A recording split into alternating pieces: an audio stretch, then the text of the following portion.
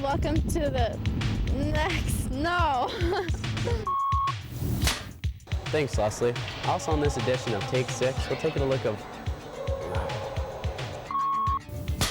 Good news, the drive to the mall will be much shorter than coming to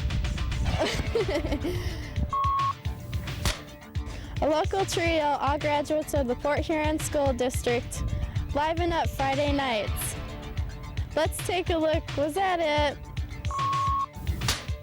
Right now, the hottest new turtles in town are Teenage Mutant Ninja Turtles. And here's Chris and Ken to tell us about their newest debut album, newest debut film. Hi, and welcome to another edition of Take 6. I'm Leslie Hutchinson, standing in front of Birchwood Mall, which we'll hear more about later in the show. Also, we'll take a look at the latest in music technology, CD graphics. We'll also review the movie Teenage Mutant Ninja Turtles. Bill? Thanks, Leslie. Also on this edition of Take 6, we'll take a look at former Port Huron students who formed a band called Double Play.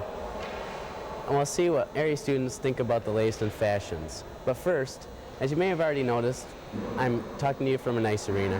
It's the CompuWare Arena in Oak Park, where Andrew Shire practices and plays hockey. We had a chance to talk to Andrew, and here's what he had to say.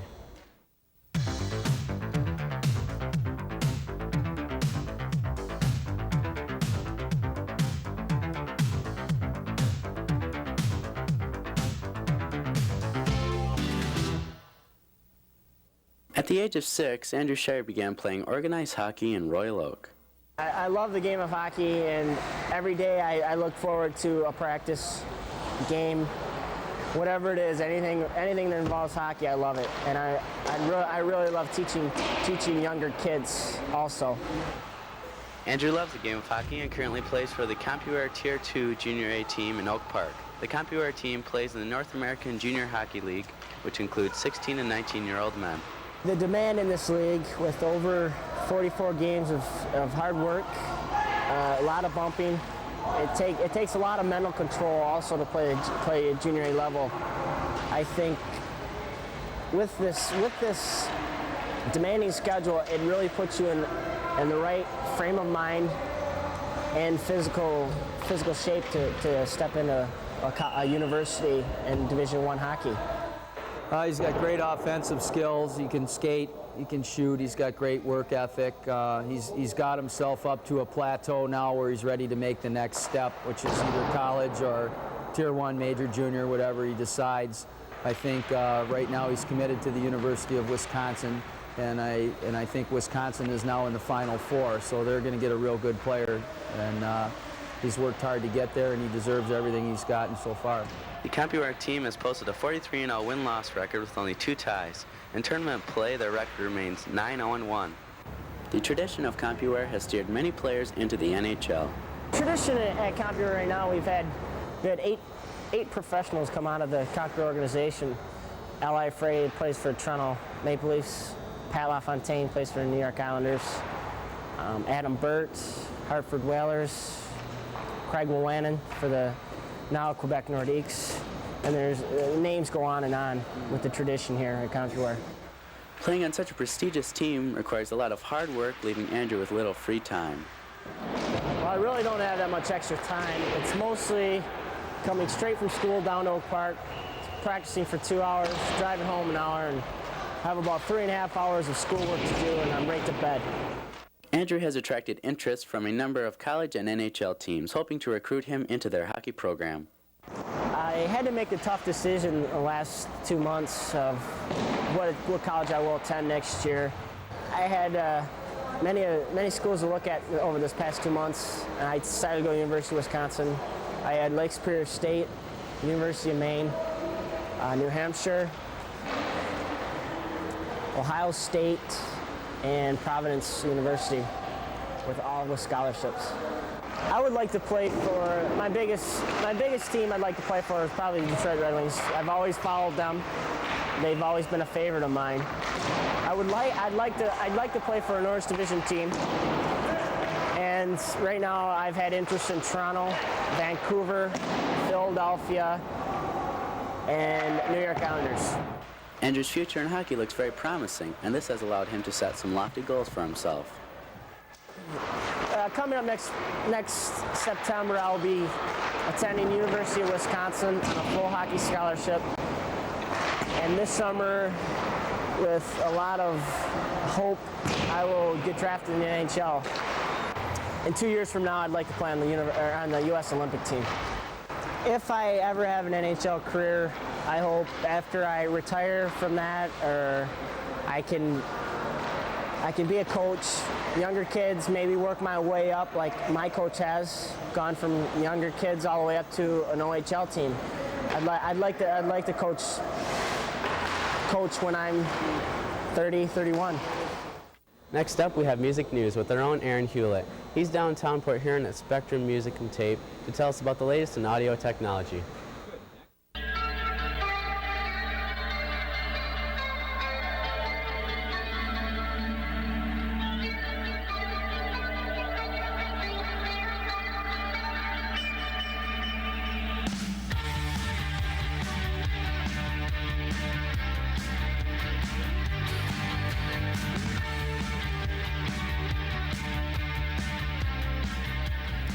Hello and welcome to another edition of Music News. I'm Aaron Hewlett. We're at Spectrum Music here today, and we're going to talk to Rex Hoppenworth, the owner, and he's going to tell us a little bit about CD graphics.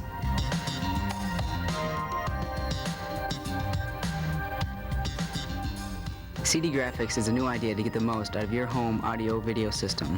What CDG is, Aaron, is a subcode on the compact disc that allows for computer-generated or computer-produced graphics. Basically, a compact disc player is a very simple version of a computer. It gives you a number of different options. You get graphics, you can get still pictures. In the case of something like an opera, they can put the whole libretto on a screen. Now, all the compact disc graphics players simply have a little video out jack with which to hook up to any TV monitor that has a video in jack. It is a very simple process. All you need to do is have a television like that and a CD player with the graphics out capability.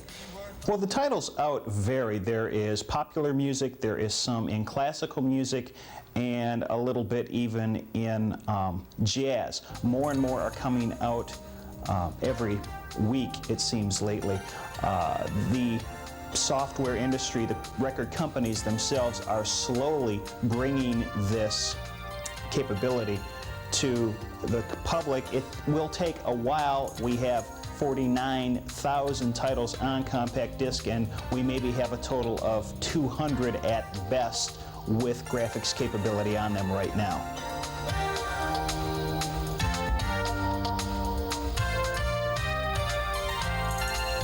They are selling a little. I don't think the public really knows that they're available that much yet. The record companies really have not gotten out and promoted graphics yet. Some of the companies that do make players are starting to. But just like compact disc in the beginning, it's going to take a while.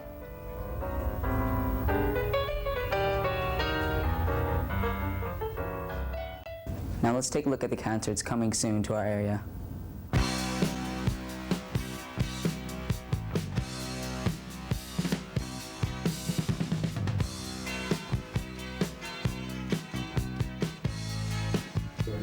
I'm Aaron Hewlett. Thank you once again for tuning in to Music News. What's hot is my hair, and what's not is the new Jordans. Button flies are in and zippers are out. Cons are in and zips are out, man. Guess jeans are in and Lee jeans are out. Parka shirts are in and New Kids on the Block shirts are out. Yeah. Boots are in, sandals are on. I'd say Mickey Mouse is definitely in. Camouflage is out. I think tight jeans are in and bell bottoms are out. Leather jackets are in and jeans are out. I think British Knights are in and like tracks are out. I think pastels are in and neons are out. Up jeans, long hair, and loose shirts are in, definitely. Polka dots are in and stripes are out. I think Guess jeans are in and chick jeans are out. Fruit of the Looms are out and BBD's in. A local trio, all graduates of the Port Huron School District, liven up Friday nights. Let's take a look as Jeff Caston profiles the band Double Play. I was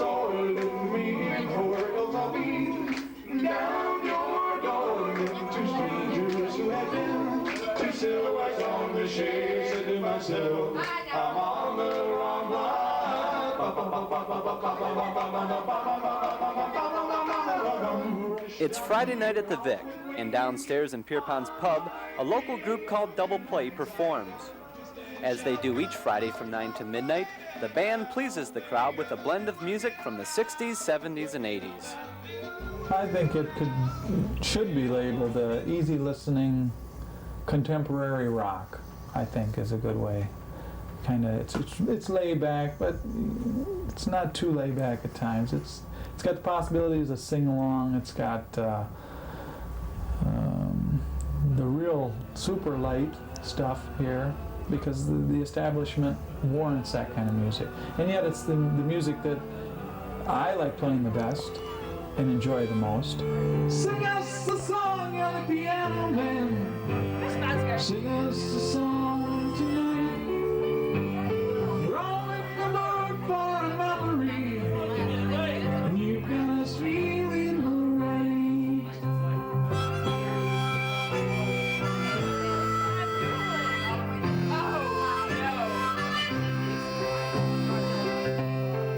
Denny and Terry had worked with the original group named Double Play, and when I first listened to them, I was very impressed.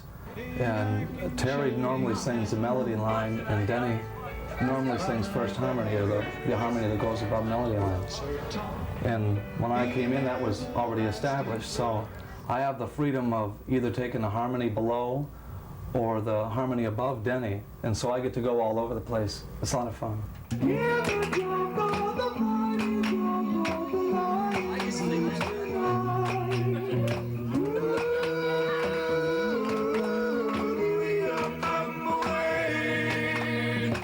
Dennis has an incredible ability to find different areas. I mean, he'll go from the bass part to singing a falsetto thing like a Frankie Valli song or something, and people consistently come down to see the conga player that sings these falsetto things, and it adds a different ingredient that we didn't have before. And we have, maybe the basics were there, and it just adds a little bit more. The icing. Yeah.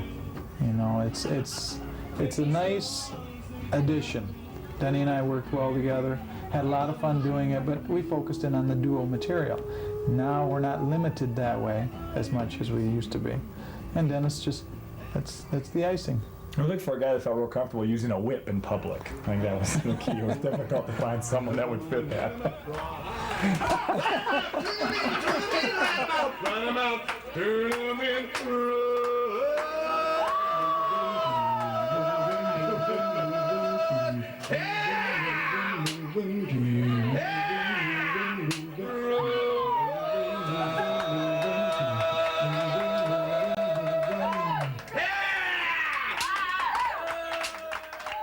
Together now for 4 years, the members of Double Play have had the opportunity to write and perform their own material. One of the group's most popular originals is No One Else, written by Terry Stroh.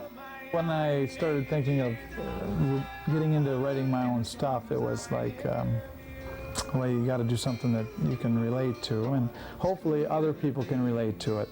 So when I started writing the song, and it fell together real quick, it was a 15-20 minute type song as far as the lyrics went, and then the music. Took that long? Yeah, it had more than 3 words. Spelling errors probably took. Anyway, then over a short period of time, I kept trying to develop the music more and more. So when I was writing the song, I tried to get something that the people could listen to and say, geez, you know, maybe I went through some of that, or I can relate to that. And it has, I think, with both of the other members of the group, Denny and Dennis. When we did the video, each one of us had a time period in the video and created what they wanted, how it pertained to their lives. They don't always know their ways, but as long as I have you, I know that you will see me through. Well, we started working with a gentleman named Dan Strobe, who's an engineer at Sidestick Studios in Detroit, East Detroit actually, and he's done a lot of work down in this area, which apparently some former Motown groups have done some work and so on, so it's got sort of a history. With us, it was a great opportunity to do our originals and kind of find out what it's like to do a studio. We've already done some of the basics, and obviously we got really excited with that. I guess that's the key once you get started, and it's just exciting to try to do something new. The future for Double Play looks promising. The trio is already booked for a number of local festivals this summer. And then, of course, doing the recording thing, that's opened up a whole new arena, and it's really exciting. We're all just scratching at the surface of that one. There's almost unlimited possibilities there. One of the interesting things that I guess we are impressed with this group is the chemistry. And when Terry and I started this group, we used to make it like a mathematical thing where there's 1 + 1 = 3. Because it's not just an addition of two guys, it's like the chemistry between the two of us and how we play off each other and enhance what each other does. Certainly when Dennis joined us, it's the same equation kind of a thing. 1 + 1 + 1 = more like 5 now, because there's so many things that Dennis adds to it. There's things that Terry and I do that when they blend together, just increases the total value of that. And I guess that's what we really have a good time with. And people tend to tell us that they can pick up on it, and, which is nice to know, because we're having a good time. We're hoping the other people are having the same kind of fun.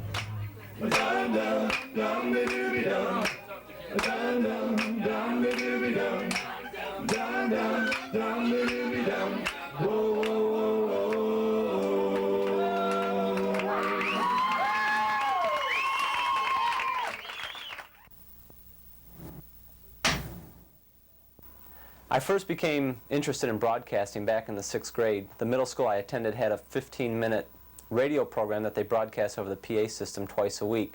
So I heard that and became involved in that in the 8th grade. And then when I went to high school, I became involved in the student-operated radio station. And so it was just a natural next step in college to take the broadcasting curriculum.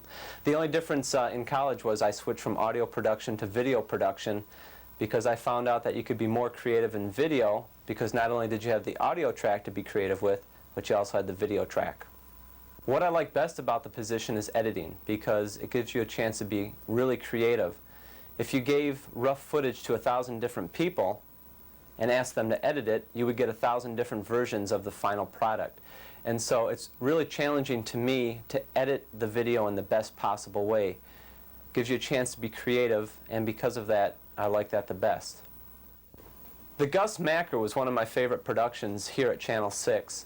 Again, that gave me a chance to be extremely creative with editing. I think I spent about 14 hours videotaping the event and probably another 20-25 hours editing it. So it was a lot of fun, and I think that's a part of the job people don't really understand, how much time it takes to put productions together. You just don't go out and videotape something and put it on the air. Well, I'll be leaving Channel 6 shortly. I'm moving down to Orlando to find a job with one of the large studios, hopefully, down in Orlando. They're calling it Hollywood East down there. And ultimately, I'd like to hook up with Disney MGM or Universal Studios. There's a lot of opportunity down there. It's a risky move, but you know, I'm hoping for the best. Right now, the hottest new turtles in town are the Teenage Mutant Ninja Turtles. And here's Chris and Ken to tell us about their debut film.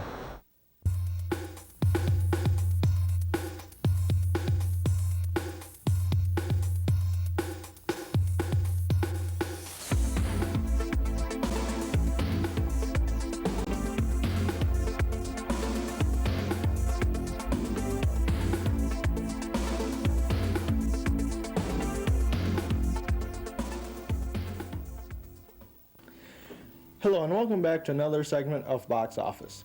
Today we're going to review the movie Teenage Mutant Ninja Turtles. But before we do, we're here with the owner of Taurus Comics, Bill Dufresne. He's going to give us a brief history of the Turtles.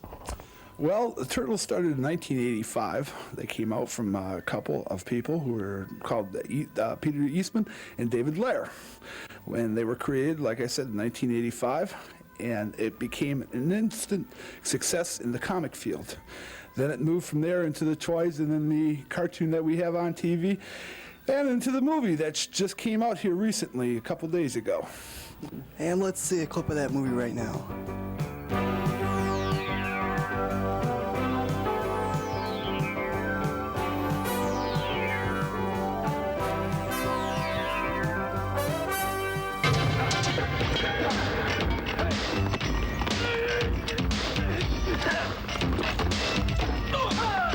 Hey, dude, where you going?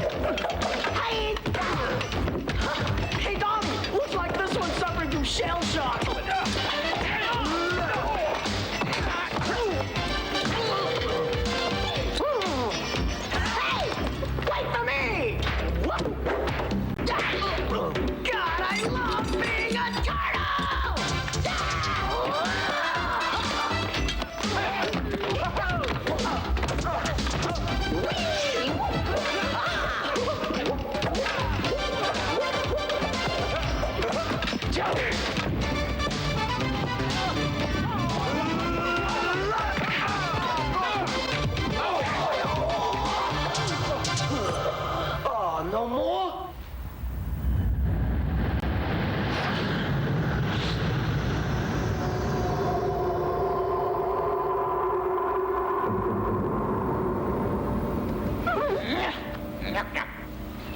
Does anybody have any idea about who or what this is?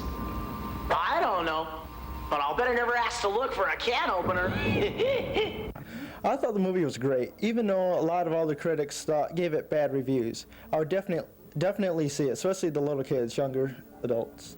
Okay? Yeah, I recommend it for the little kids and for those adults who like the late night kung fu movies. There's a lot of good action and fight scenes in there, and it does kind of remind you of the old Bruce Lee movies. It's funny, it has action, it's real great. Yeah, good movie. And here are the top video rentals.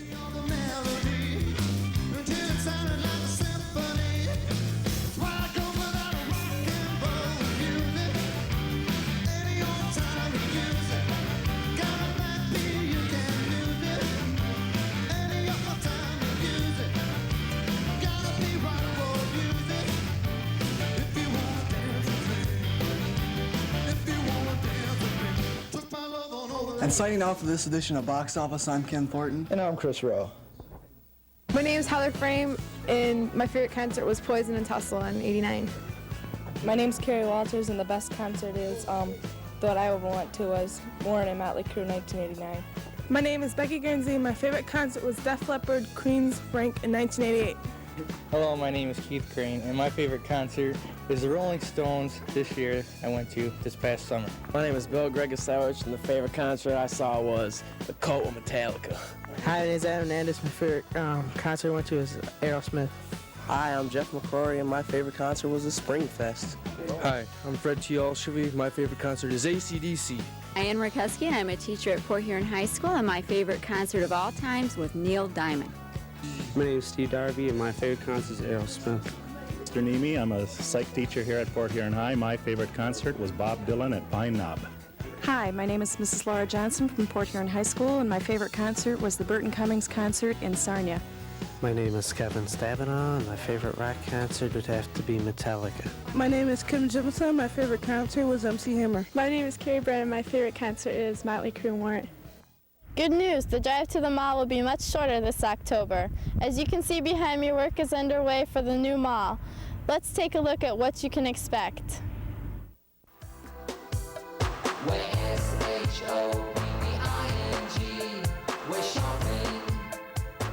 For many of us in Port Huron, a day of shopping means driving almost an hour to the Lakeside Mall in Sterling Heights, but not for much longer. Coming this fall in Fort Gratiot Township, the opening of the Birchwood Mall.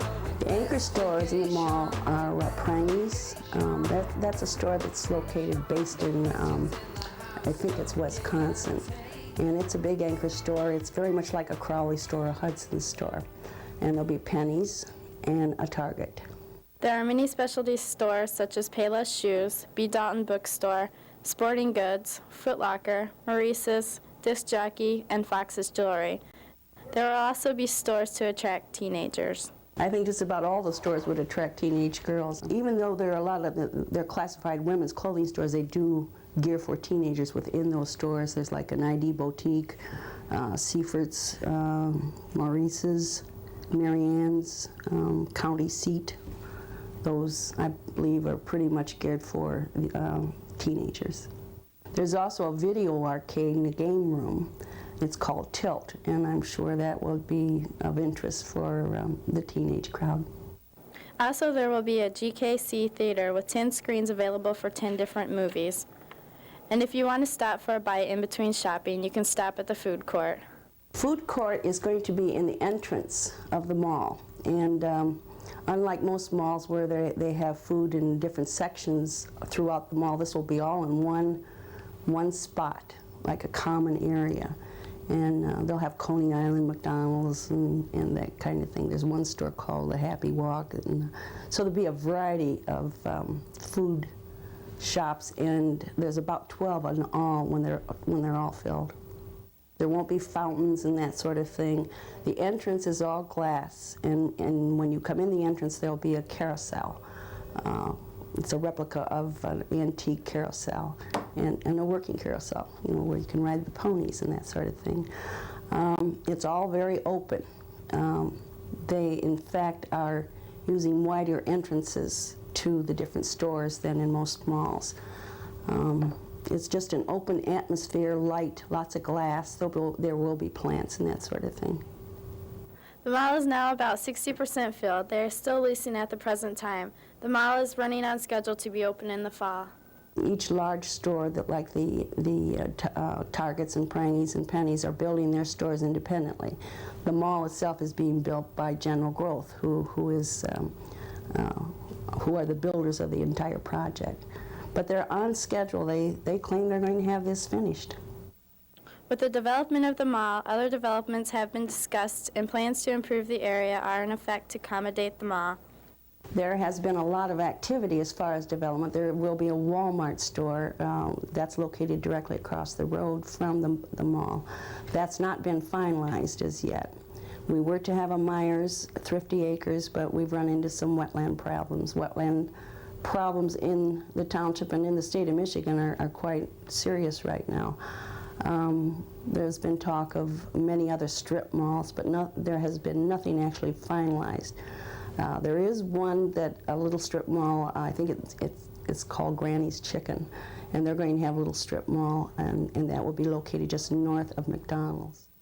The road is an important factor here, and the road will be widened to a 5-lane highway, and that'll extend about 1,200 feet north of Keewatin Road. So there is going to be a lot of construction going on this summer in preparation for the mall opening, but that road will be widened as well as Keewatin Road is to be improved. The opening of the mall isn't only good news for the shoppers, but the unemployed will have something to look forward to as well. This is going to create a lot of job opportunities for the teenage crowd and school people that need part-time jobs.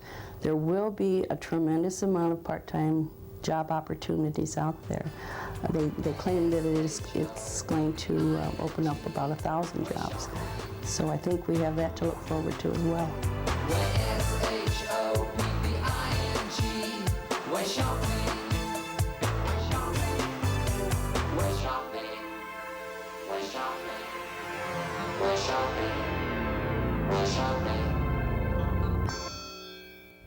Well, get your credit cards ready because it won't be long before you can shop at the new Birchwood Mall. Bill? Well, thanks, Leslie. That's all for this edition of Take 6. Now we're going to leave you for today with more of the Double Play video, No One Else. So long for now. Then they struggle day to day. The hurt you see in their lives, I never want to see it in your eyes.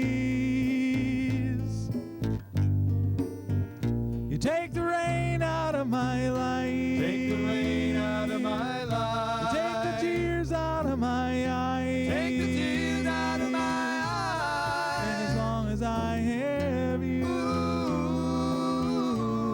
no one else could ever do.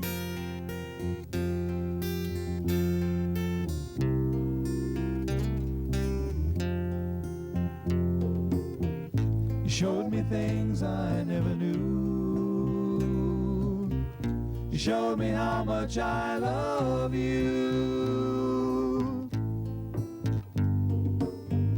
You take the rain out of my life. Take the rain out of my life. You take the tears out of my eyes. Take the tears out of my eyes. And as long as I have you,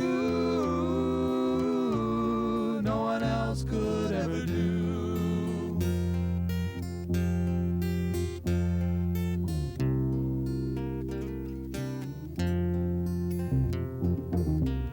You take the rain out of my life. Take the rain out of my life.